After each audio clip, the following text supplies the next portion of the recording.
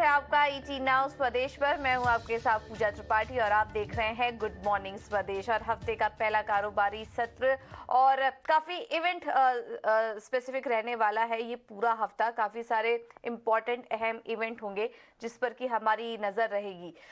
लेकिन इस वक्त सबसे पहले एशियाई बाजारों से शुरुआत करें तो जो संकेत मिल रहे हैं वो हल्की कमजोरी के साथ ही हैं। एसजीएक्स निफ्टी इस वक्त लाल निशान में दिखाई दे रहा है। करीब करीब 80 अंकों से ज्यादा की वीकनेस यहां पर देखने को मिल रही है। हालांकि निश्चित स्तरों से हल्की रिकवरी जरूर आई, क्योंकि थोड़ी देर पहले हम देख रहे थे कि 100 अंकों तक की गिरावट थी यहां पर, बट अब 80 अंक नीचे रह गया एसजीएक्स निफ्टी।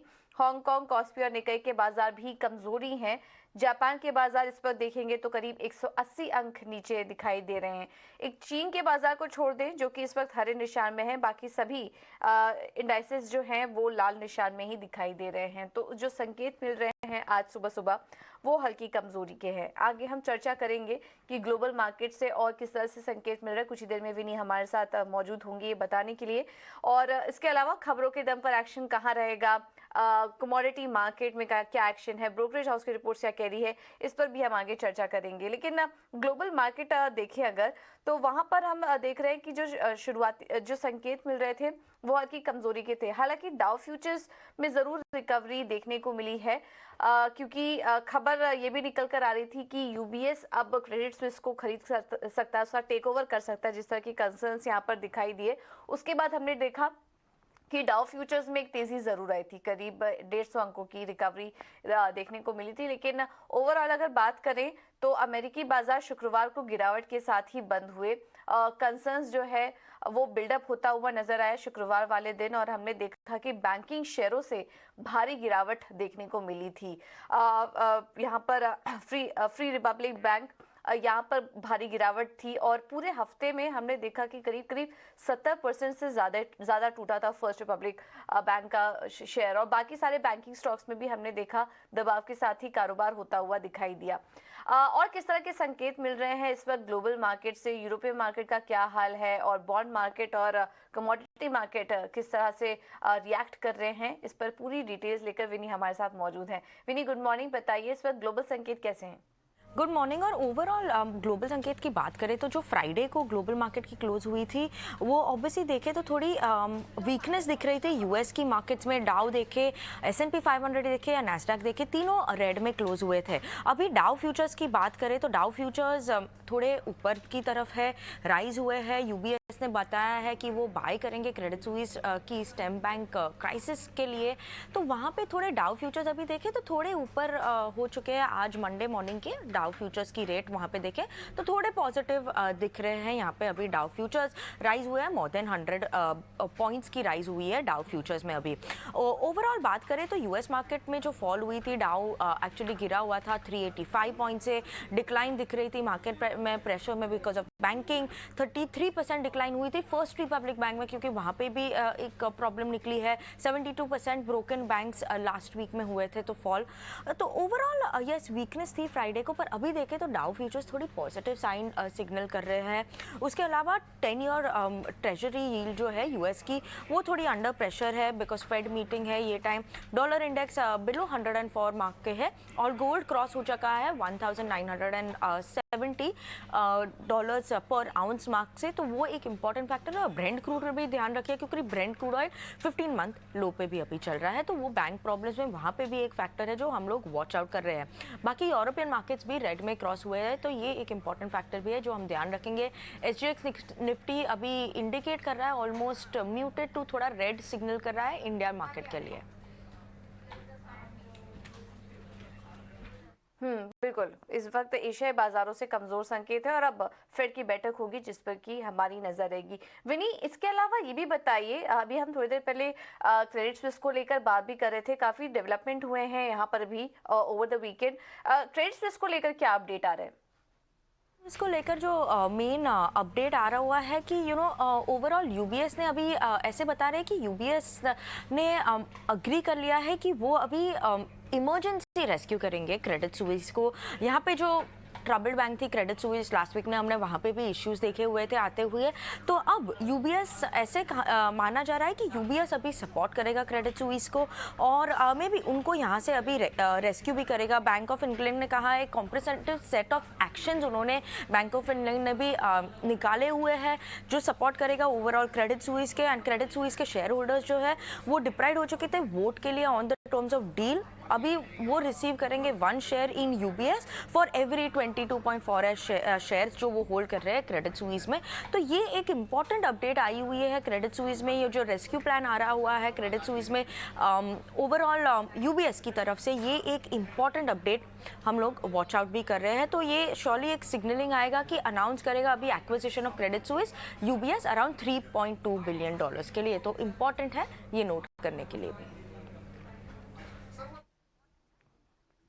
बिल्कुल। और जब ये अपडेट आया तब हमने देखा डाउ फ्यूचर्स में एक रिकवरी आई थी और देखिए अभी भी डाउ फ्यूचर्स करीब 114 अंक ऊपर दिखाई दे रहे हैं। यूएस फ्यूचर्स में तेजी है, लेकिन फिलहाल ओवरऑल अगर देखेंगे तो इसका असर हमने देखा कि शुक्रवार को अमेरिकी बाजारों पर देखने को मिला। कमोडिटी मार्केट में भी बैंकिंग संकट हम देख ही रहे हैं, लेकिन ये इसको एक राहत की बात हम कह सकते हैं फिलहाल बाजार के लिए दिखाई दे रही है। अब इसी वजह से एक्सजीएक्स निफ्टी भी जो है वो इस वक्त फ्लैटिश कारोबार कर रहा है। विनी, बहुत बहुत धन्यवाद आपका समय देने के लिए और ये तमाम अपडेट हमारे लिए लाने के लिए। तो इस वक्त देखिए एक्सजीएक्स निफ्टी भी हल्का रिकवर होता हुआ नजर आ रहा है। अब देखना होगा कि आगे चाल कैसी रहती है।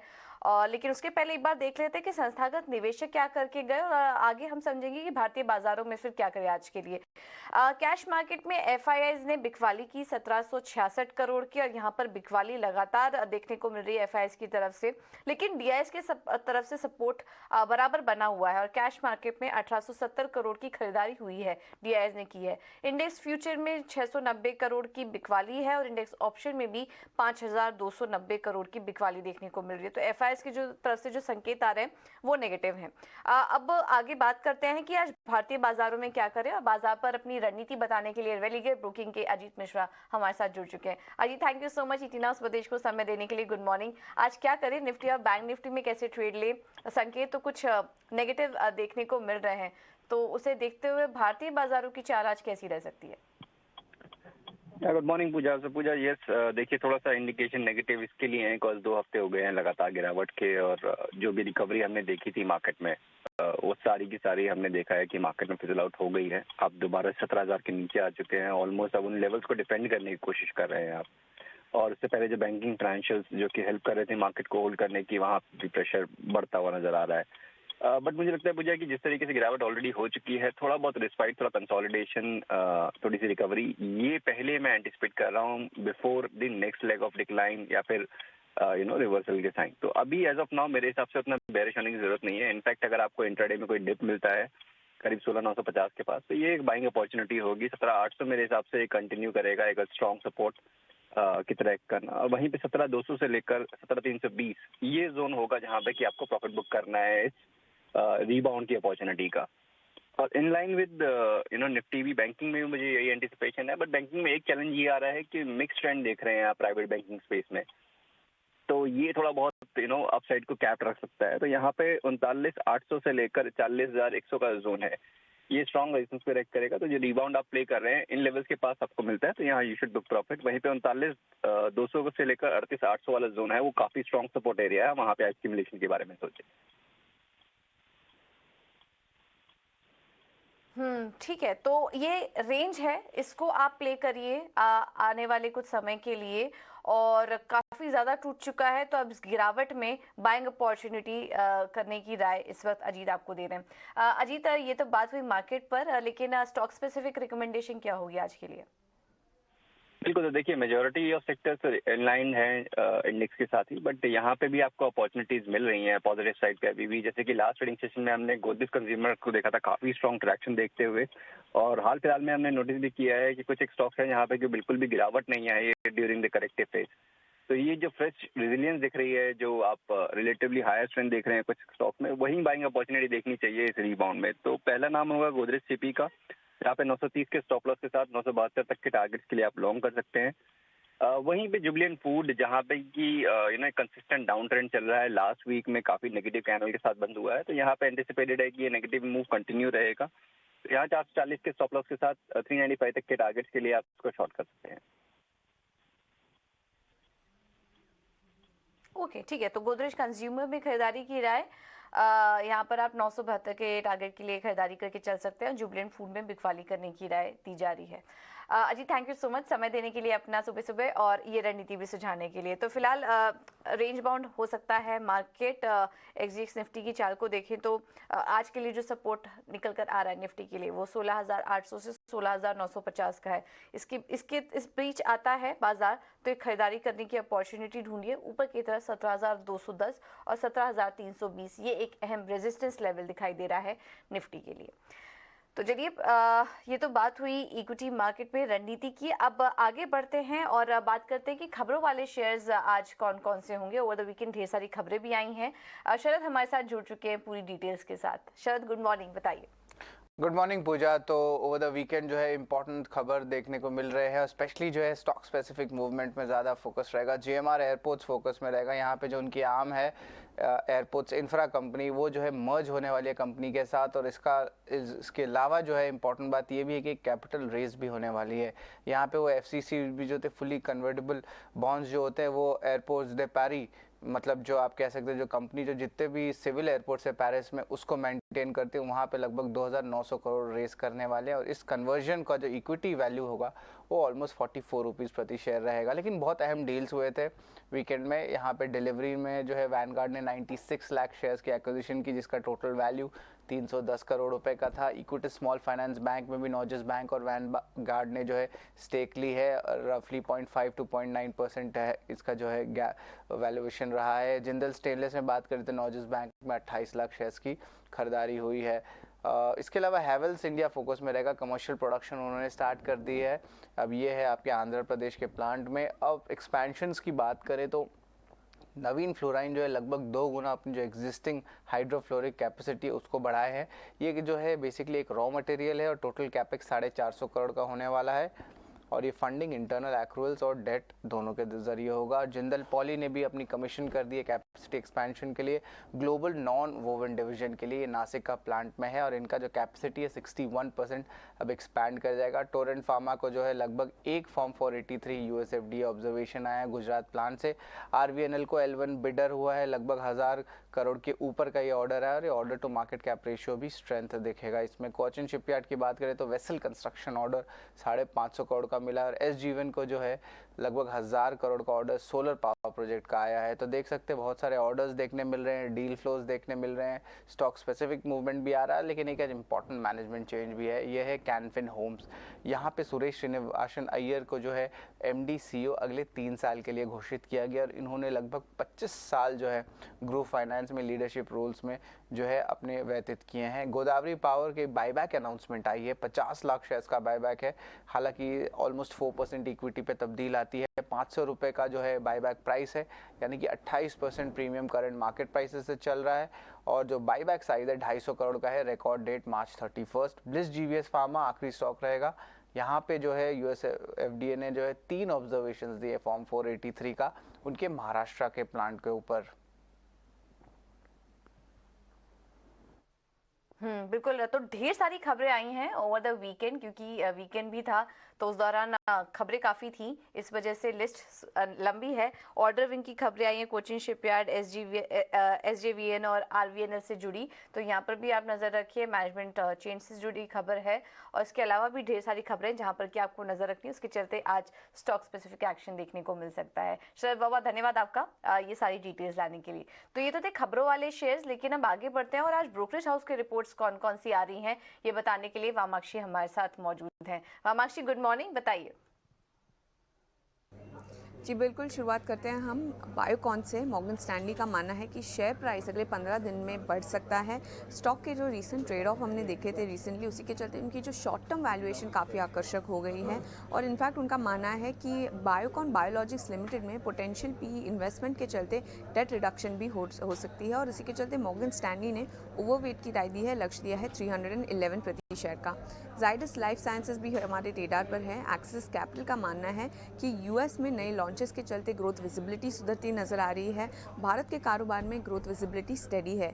R&D एसेट्स के चलते लॉन्ग टर्म ग्रोथ भी अच्छी तरीके से कंपनी कर पाएगी। और इसी के चलते एक्सिस कैपिटल ने खरीदारी की राय दी है, लक्ष्य दिया है 560 प्रति शेयर का। अगला स्टॉक है DLF। JP मॉर्गन का मानना है कि कंपनी ने अपनी सबसे इंपॉर्टेंट लॉन्च की अनाउंसमेंट की है। इसके अलावा कंपनी का मानना है कि 95% जो बायर्स है वो इंडिविजुअल एंड यूजर्स है।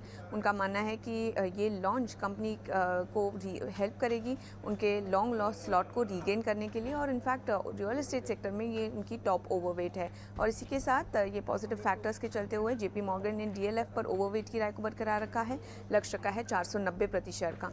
और आखिर में हम फोकस करेंगे गोदरेज कंज्यूमर पर। गोल्डमैन सैक्स का मानना है कि रीसेट फेज जो था वो कंपनी का अब वो बीत चुका है, टर्न अराउंड मोमेंटम गैदर कर सकता है। उनका जो HI सेगमेंट है यहाँ पर पोटेंशियल इनोवेशंस के चलते अच्छी ग्रोथ दिख सकती है।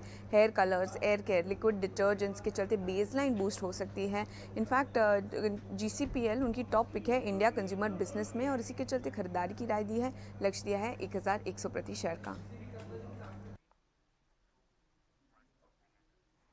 ऑल राइट, बहुत बहुत शुक्रिया वामाक्षी ये सारी जानकारी देने के लिए। तो DLF है आज, जाइडस लाइफ, बायोकॉन और गोदरेज कंज्यूमर जैसे स्टॉक्स आज फोकस में हैं ब्रोकरेज हाउस की रिपोर्ट्स के चलते। तो चलिए यहाँ पर हमारी नज़र बनी रहेगी और इसके चलते इन तमाम खबर और अपडेट्स के चलते स्टॉक स्पेसिफिक एक्शन पर भी हम आपको अपडेट देते रहेंगे। लेकिन अब आगे बढ़ते हैं और रुक करते हैं कमोडिटी मार्केट का, वहाँ पर क्या करना चाहिए इस पर बात करने के लिए कुंवर ग्रुप के रवि दियोरा इस वक्त हमारे साथ मौजूद हैं। Ravi, thank you so much समय देने के लिए अपना ET Now स्वदेश को। क्या करें सोने चांदी में से पहले शुरुआत करते हैं। यहाँ पर जिस तरह से अब रिस्क बढ़ रहा है, जोखिम बढ़ रहा है बाजारों में, सोने चांदी में हम देख रहे हैं तेजी है। ये तेजी और कितनी जारी रह सकती है और फिर क्या ट्रेड देख रहे हैं आप? Good morning. Gold and silver में दोनों में SFA1 लास्ट वीक में काफी अच्छा मोमेंटम दिखा और वो जायज भी था क्योंकि पर्टिकुलर जो ग्लोबल मार्केट में दो असेट क्लास में ज्यादा पैसा चाह रहा था, इक्विटीज एंड बॉन्ड। इक्विटीज में ड्यू टू दिस रिस्क वहां पे पैसा निकल रहा था, बट बॉन्ड मार्केट अभी भी काफी पैसा अट्रैक्ट कर रहा था क्योंकि वो पैसे भी था, रिस्क फ्री था। पर जो अभी क्रेडिट और साथ में देखे तो फर्स्ट रिपब्लिक हो या सिग्नेचर हो, SVB हो, सब में जो हुआ बॉन्ड होल्डर्स प्रोटेक्टेड ने जितने भी डील्स हुए उसमें बॉन्ड होल्डर्स के जो पैसे वो जीरो कर दिए गए। तो मेरे हिसाब से बॉन्ड मार्केट पे इतना सेफ नहीं रहा, तो बड़ा फ्लो है वो शायद गोल्ड की ओर और आता हुआ दिखेगा। मुझे लग रहा है कि रैली यहाँ रुकनी नहीं चाहे और रैली के आसार मुझे दिख रहे हैं। पर्टिकुलर गोल्ड सेफ हेवन है, अप्रैल कॉन्ट्रैक्ट में 59,100 के करीब बाय करें। 59,800 का टारगेट रहेगा, 58,700 के स्टॉप लॉस के साथ आप ये ट्रेडिंग स्ट्रेटेजी ले सकते हैं। ध्यान रखें ये हफ्ते में 22 को फेड की पॉलिसी है, शायद उसके बाद थोड़ी वोलेटिलिटी बढ़े, बट तब तक मुझे लग रहा है कि गोल्ड में as a safe haven buying continue रह सकता है। ठीक है, तो अभी तेजी बढ़ सकती है, एटलीस्ट फेड की बैठक तक तो हम ये तेजी कंटिन्यू देख सकते हैं।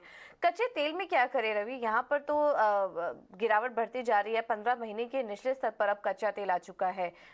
बिकवाली का ही ट्रेड लेके चले? जब से ऑल ओवर तो सेल ऑन राइज है, हालांकि थोड़ा बहुत रुके क्योंकि पर्टिकुलर लास्ट वीक की इतनी मंदी के बाद एंड पर्टिकुलर 10% से ज्यादा की मंदी के बाद थोड़ा शॉर्ट कवरिंग के लिए रेडी रहना है, बाद में बेचना है। मुझे लग रहा है कि थोड़ा ये वीक है वो 5500 से लेके 5700 तक रहेगा। तो अगर कुछ उछल मिले 5700 तक प्राइस मिले तो आप ये एक बिकवाली का जोन के तौर पे देख सकते हैं। 5500 के करीब मुझे मैक्स टारगेट लग रहा है। जो शॉर्ट टर्म के लिए ट्रेड कर रहे हैं वो शायद 5500 के करीब कॉन्ट्रा कॉल भी ले सकते हैं। मुझे नहीं लग रहा है कि डोमेस्टिक मार्केट में क्रूड 5500 के नीचे सस्टेन होना चाहिए, तो इंटरनेशनल मार्केट में ब्रेंट भी 72 के इम्पोर्टेंट सपोर्ट के पास है। तो मुझे लग रहा है कि थोड़ा वेट करें एंड सेल ऑन राइज का स्ट्रेटेजी हफ्ते के लिए रखें। चलिए फिलहाल सेल ऑन राइज की स्ट्रेटेजी बनाइए। 5500 के नीचे जाना मुश्किल लग रहा है, लेकिन तो फिर भी थोड़ा वेट कीजिए और उसके बाद कोई ट्रेड लीजिए। बेस मेटल में कहाँ पर मौके हैं रवि? बेस मेटल में थोड़ा शॉर्ट कवरिंग की उम्मीद करनी चाहिए, पर्टिकुलर चाइना का जो RRR कट है तो वो एक थोड़ा रिलीफ मेटल्स के लिए रहेगा। साथ में अभी तक कोई पर्टिकुलर डॉलर इंडेक्स में उछाल नहीं देखने को मिला है, तो बेस मेटल लग रहा है कि लोअर लेवल से सपोर्टिव रहेगा। लास्ट टू लास्ट वीक में अच्छा करेक्शन जिंक के प्राइसेस में आया है, तो मुझे लग रहा है कि वहां पे एक रिकवरी की उम्मीद करनी चाहिए। जिंक के जो मार्च कॉन्ट्रैक्ट है उसमें बाय करे 255 के करीब, 252 के स्टॉप लॉस के साथ 261 वुड बी टारगेट। ओके, ठीक है। तो ये राय है कमोडिटी मार्केट पर। जिंक में आप खरीदारी करके चल सकते हैं। Ravi, thank you so much समय देने के लिए और तमाम रणनीति हमारे दर्शकों के लिए सुझाने के लिए। तो मेटल में जिंक अच्छा लग रहा है, गोल्ड में खरीदारी करके चलिए और क्रूड में भी सेल ऑन राइज का मार्केट लग रहा है। ये पूरा व्यू है कमोडिटी मार्केट को लेकर। अब क्विकली आगे बढ़ेंगे और आज के टॉप ट्रेडिंग कॉल्स आपके सामने एक एक करके रखते हैं। रैली गियर की तरफ से हमने आपको रणनीति बताई दी। अजीत हमारे साथ जुड़े थे जिन्होंने गोदरेज कंज्यूमर में खरीदारी करने की राय दी थी 972 के लक्ष्य के लिए, और जुबिलेंट फूड बिकवाली करने के लिहाज से अच्छा लग रहा है। 395 के लेवल्स वो देख रहे थे स्टॉक में। आगे बढ़ते हैं। प्रभुदास लीलाधर की तरफ से जो कॉल्स हमें मिल रही है उसमें पहला है हिंडाल्को। यहाँ पर ये खरीदारी का ट्रेड देख रहे हैं। 420 का होगा लक्ष्य, स्टॉप लॉस 395 का होगा और एनसीसी में खरीदारी करने की राय 113 के लक्ष्य के लिए, स्टॉप लॉस लगाइए 95 का। एंजल वन ने जो कॉल्स हमें भेजी है उसमें इनको भी गोदरेज कंज्यूमर अच्छा लग रहा है। इस स्टॉक पर आप नजर रखिए क्योंकि ब्रोकरेज हाउस की भी रिपोर्ट्स आ रही हैं, वो भी काफी पॉजिटिव है और इंटरेस्टिंगली एनालिस्ट के रडार पर भी है ये स्टॉक, तो यहाँ पर आप बिल्कुल नजर रखिए। टारगेट देख रहे हैं 971 का, स्टॉप लॉस 926 का और ल्यूपिन में बिकवाली करने की राय ये दे रहे हैं। 641 का होगा लक्ष्य, 670 का स्टॉप लॉस के साथ आप ल्यूपिन में बिकवाली का ट्रेड ले सकते हैं। तो काफी मिक्स्ड व्यूज निकल कर आ रहे हैं ट्रेडिंग करने के लिहाज से, यहाँ पर आप नजर रखिए। और जो रुझान है वो गोदरेज कंज्यूमर में आज काफी नजर आ रहा है, तो इस पर स्टॉक पर आप नजर रखिए। चलिए अब आगे बढ़ेंगे और इस बीच एक बड़ा इवेंट हुआ था मुंबई में over the weekend. Value quest के वीक्यू इन्फ्लेक्शन डे इवेंट में पिरामिल ग्रुप के चेयरमैन अजय पिरामिल ने कहा कि ग्लोबल चुनौतियों के बावजूद भारत की स्थिति काफी मजबूत नजर आ रही है और क्रेडिट स्विस संकट का असर भारत पर नहीं दिखाई दे रहा है।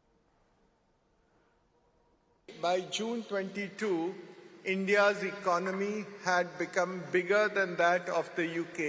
Nobody expected that. So to become, in spite of all the challenges, the 5th largest economy. And this has happened only in the last decade. In 10 years ago, India was ranked 11th in terms of size of the economy globally. Now it is the 5th largest. If we go by what Morgan Stanley says and what many others are saying, in the next 4 years, our economy will be the 3rd largest after the US and China and ahead of Germany as well as Japan. So that is, in some ways, the strength of the Indian economy. When FIIs were exiting last year, you all are there, you are the ones who invested in the Indian markets and gave confidence.